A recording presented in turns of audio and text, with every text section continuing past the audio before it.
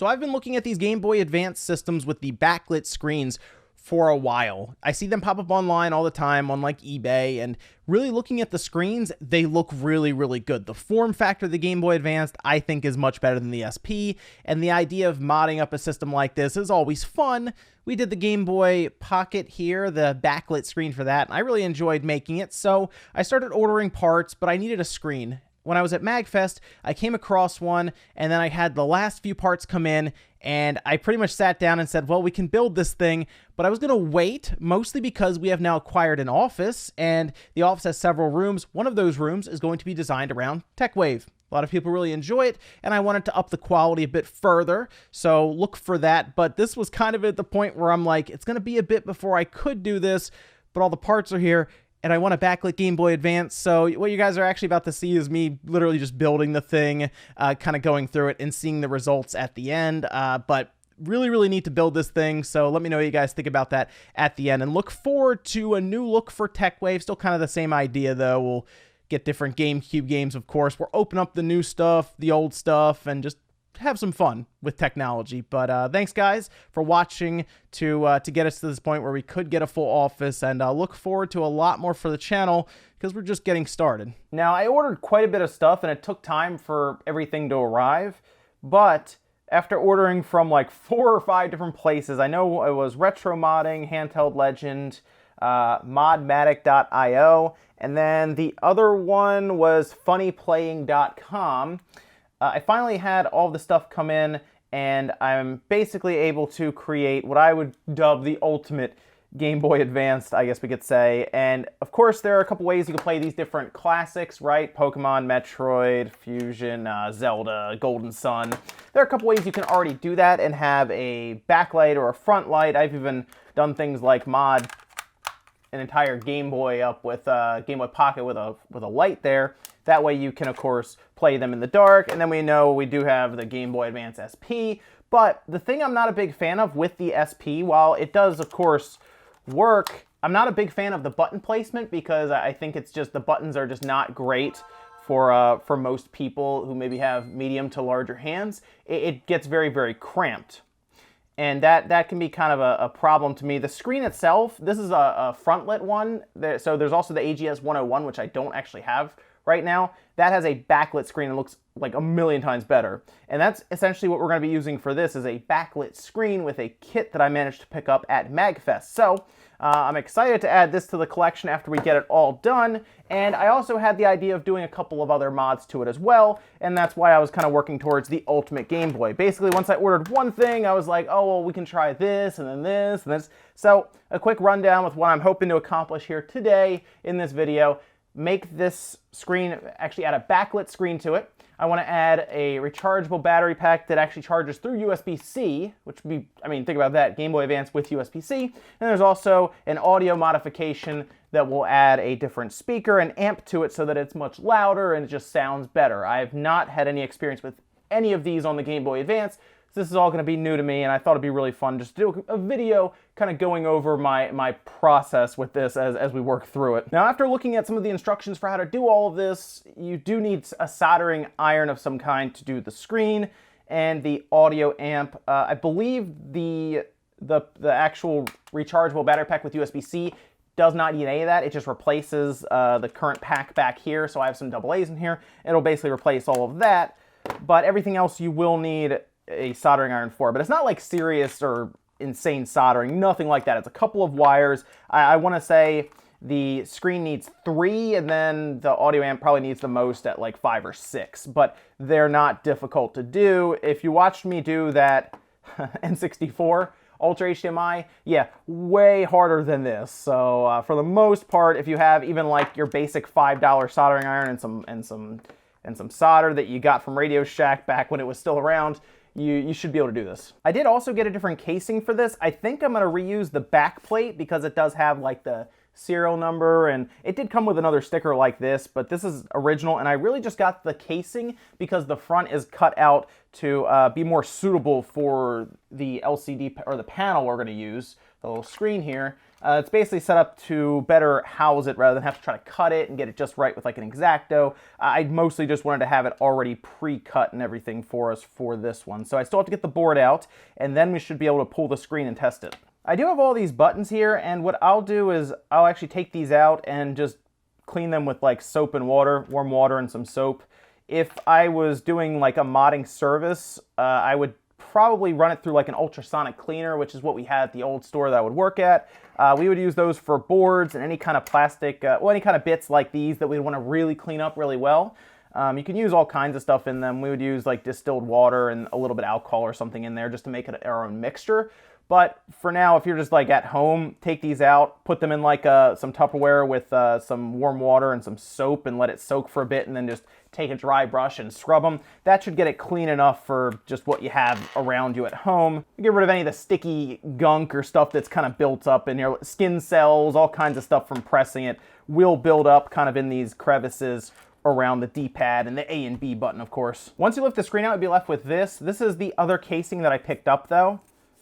It already has the kind of the pre-cut all done around here, so that way it'll house our screen better, which is this guy right here. I bought this at MagFest when I was walking around, so unfortunately I'm not 100% sure. I can't remember the store that I bought it from, because when you're at a convention you got stuff all over the place, and I didn't really see the sign for where I got it from, but they do also sell them online. I've seen them at funnyplaying.com. I believe they have like the full kit with the screen and all this stuff here in the box with your cable and wires and kind of the spacers here for the screen. I believe that's about $45. So based on what we were doing with AGS 101 screens and trying to get those to work, this is actually a little cheaper than that, and it's for a brand new screen, it appears, that's been created for this, as opposed to using the 101, which was quite old. So the first thing I wanted to do was actually test this screen out, of course. So it's pretty straightforward. The screen plugs into the cable here, the cable runs down and then plugs in where the screen, the original screen, plugged in as well, and then I have it sitting in the back housing with some batteries, that way it's powered. And I mostly just wanted to test the screen before we get any further than this, since it's pretty easy to do.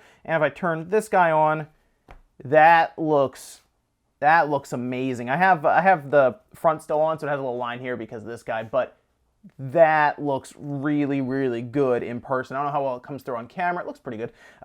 It's fairly bright and much cleaner than what I was dealing with something like the this guy, the SP, and then of course the regular one, which has no light. That looks awesome. So I'm excited to get this together now. So let's go ahead and start that up. So part of that kit comes with this, which is like the cushion that sits in here that tries to get any of like the bleeding from the light out, and it also cushions the screen so it sits in there way better, since the screen itself is very, very thin and there's still quite a bit of space left over. So this should do just that and make it so that it sits in flush. They also have these plastic spacers, and the point of these is to kind of help line up the screen even further so it doesn't just kind of shift around in here. And these appear to just kind of sit on the bottom and then the side. So I have one down here, and then we have another one that's supposed to go on this side here, like I said, in order to kind of help the screen out a bit. And now with all that done and it being lined up, we get to drop the screen, and we got to pull this guy off. This is that protective piece that I was saying kind of showed up there when I turned it on. Then we should be able to drop this guy right in. So our screen's in, it's flush with these plastic pieces, and it's definitely not moving. On the front, it looks pretty good as well, being pretty lined up. We'll know more when we turn it on to make sure it's completely lined up. But that looks very, very good like that. Okay, so we have the main cable plugged in. Something that I've seen people do here in the tutorial is to actually repurpose some of the 3M tape that comes with it on the back here, so you can kind of paste the screen down, or the cable down to the back of the screen, so it doesn't like go anywhere when you have it closed up. So I'm actually going to go and do that. This is part of the 3M tape that they sent with the screen itself, just some extra they had in the middle. So after I peel this guy back, this is already wrapped around here, and I should just be able to stick this down and actually be pretty solid. Yeah, there we go. Now with that cable installed, at that time I would start soldering wires to the board, this guy here. But what I'm going to do first instead is install the audio amplifier that's going to replace this speaker and actually apparently make it sound a lot better. And I was very interested in that to see how we could make that work. Although I'm sure a lot of people use headphones, I thought it'd be kind of a neat thing just to see how it actually sounds and works and all of that. Now this step is one that requires much more soldering than that screen itself, just because that has like 3 very small wires that I believe just control the brightness. I think that's the idea of those wires on that, whereas this has a bit more to it. And we also have to find a spot for this board here that will let the audio apparently be a lot louder. So they were also kind enough to give me some heat shrink tubing here. So I'll actually be able to put this on, heat it, and it'll shrink down and pretty much insulate the whole thing. Just like that. I'll heat it, and this guy will shrink and just kind of grab it. It'll be actually really nice.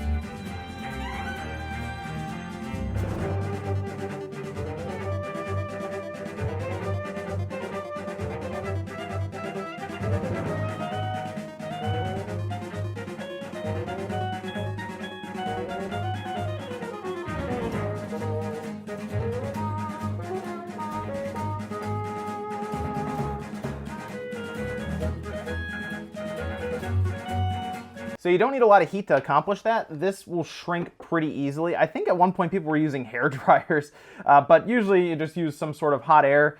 People will even use heat guns, but as long as you can get some hot air on this, it will shrink and kind of grip it really nice and insulate the whole thing. It is a lot better than using just like Kapton tape or something. So really cool that they actually included that there. Now I'm realizing, looking at the diagram where they want everything to be soldered, that the red and the black wire here are way too long. So I'm going to have to cut those down a little further, but I have to solder this guy to these two capacitors here that are bridged, and then I have to ground wire here, and then it looks like the other wires will be to the headphone jack. So we're looking to solder that one down, and then I have to check where the green wire is going. But it looks pretty straightforward. I'm just going to have to cut these a little further.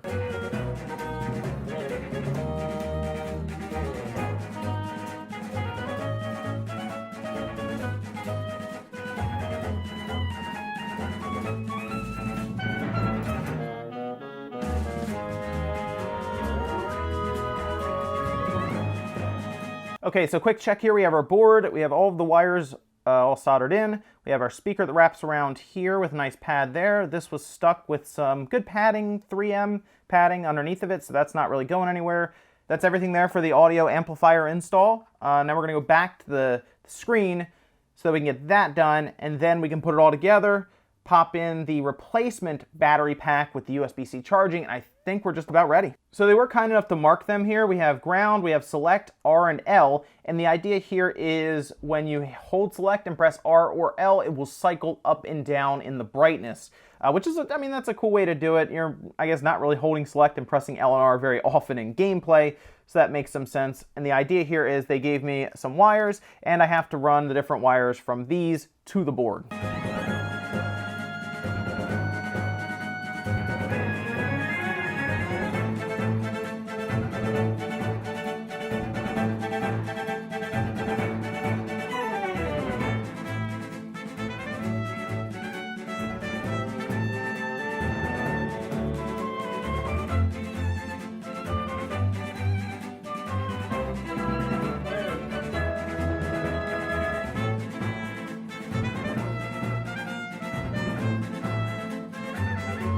Okay, and after fighting with it for a bit, I do have it together. It is completely together now. I got the screws in, cables plugged in, the audio seems to be ready to go. So I'm gonna put the back on, and then we're gonna test it, and then we'll put the rechargeable pack in to finish it off. Okay, so it's all back together. I put the batteries in, AA's for now. Like I said, we'll move over to that rechargeable pack soon. I just wanna test it. Remember, this is with the new amp in, or the new speaker, amplifier, all of that, the screen, and I just want to see how it is. Now, this should be louder, so I'm going to turn it up slightly just so it doesn't get too crazy at first.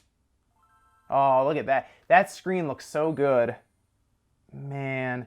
That is not that loud, but I barely have it turned up. Hold on. Let's turn it up. Should we full blast it and see how loud it is? All right, it's on full blast.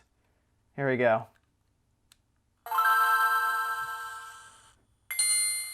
Okay, that is absolutely ridiculous. That is so loud. Turn it down some. That is, yes, that is much louder than the original speaker in there. That screen looks so good. I had some games like Golden Sun, for example, here. And the reason I had Golden Sun is because just like the color pop on that game in general is great. Like, it is a very colorful game. Man, this speaker is loud. Jeez. So the idea here is if we hold select, we should be able to control the brightness. Look at that. Oh, that's great. So I have it very dim there, and we need to start kicking this guy up. That's amazing. I really like this. I get a little bit of light bleed here. I might be able to play around with that, maybe shift the screen or something, but to be honest, I think when I put the front on, I won't notice as much. Wow, the clarity of this screen is tremendous. Wow, it looks so good. Oh man, let me see. How does it look if I holding it does nothing, it's just pressing it. And that's from those wires that we soldered in earlier. Oh man, this looks amazing. Ready? We'll blast the sound. You ready?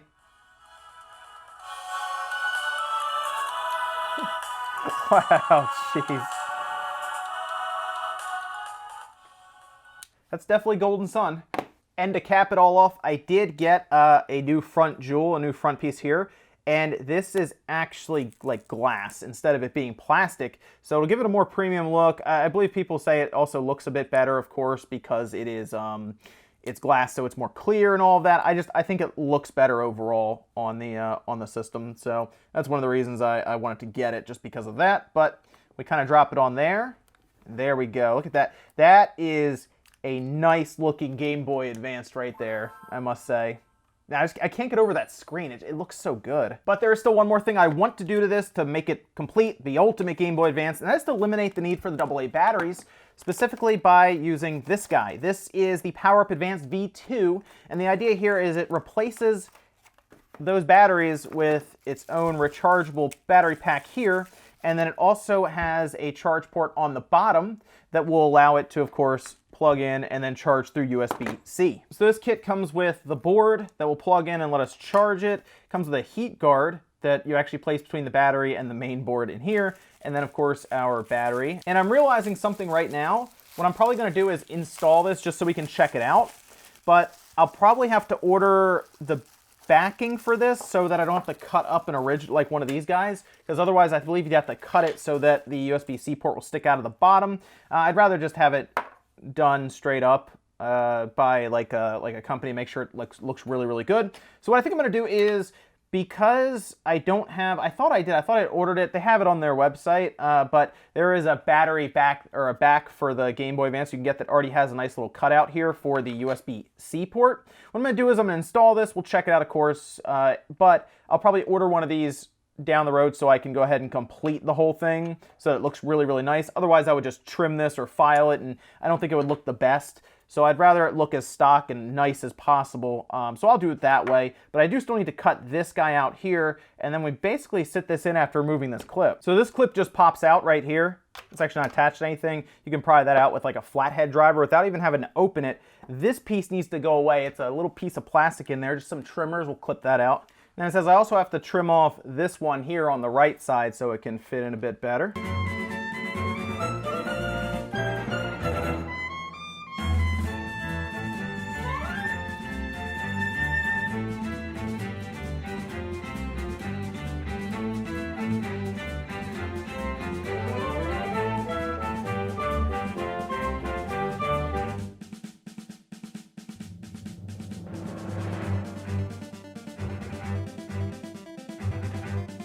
Okay, so it's all in. It took some work. Basically, getting everything to fit in here, it's pretty tight. There's not a lot of room. It's very cramped.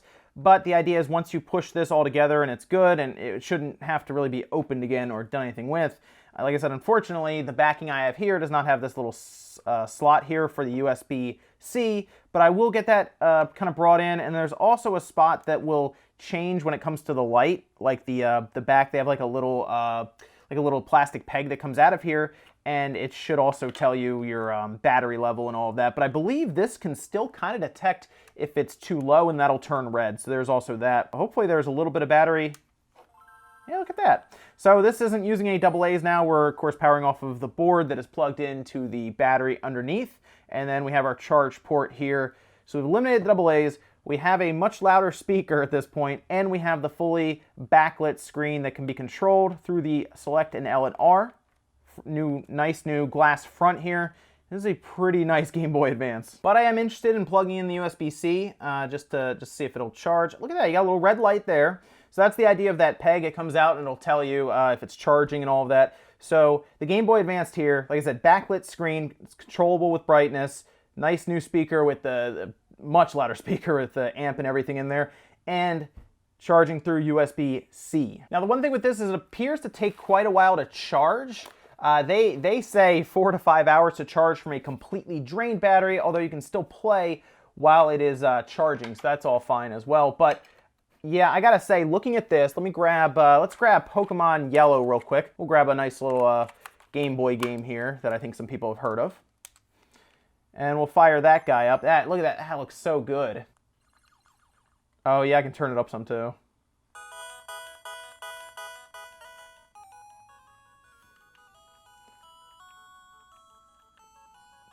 Turn down the brightness a little bit for the camera so I can pick it up.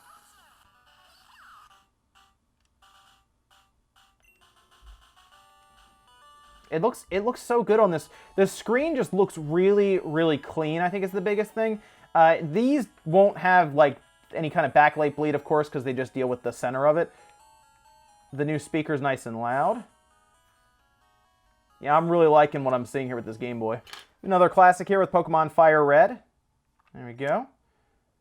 Just see how this looks here. Like I said, the Game Boy Advance games just look really, really good with the colors that pop off of the screen. I just think this is a good I think if you're going to do...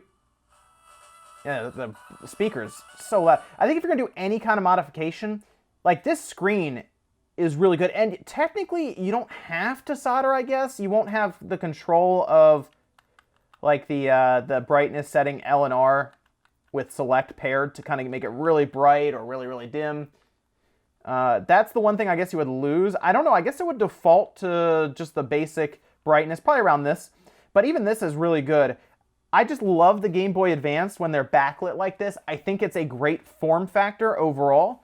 And that paired with the nice speaker and then the USB-C charging on the bottom, eliminating those AA's, is great. I really, really like what I'm seeing here with this Game Boy Advance. I think it was completely worth it. It was pretty expensive to do all of this stuff. So if I was just going to pick one, it's the screen. The screen was under $50 total to do. You still need to have a Game Boy Advance, although they're pretty cheap to get. And if you find one that's really beat up, like really junked up, you can get a brand new shell, the nice screen, and the system, probably all, I would say, all together, probably for like $80 most likely. And it all came together so nice. This is such a cool piece. Really like the backlit screen, the louder speaker, and the USB-C charging. Now, I did end up taking one of the many backs that I realized I had, and I just clipped up the outside a little bit so I could expose that USB-C port.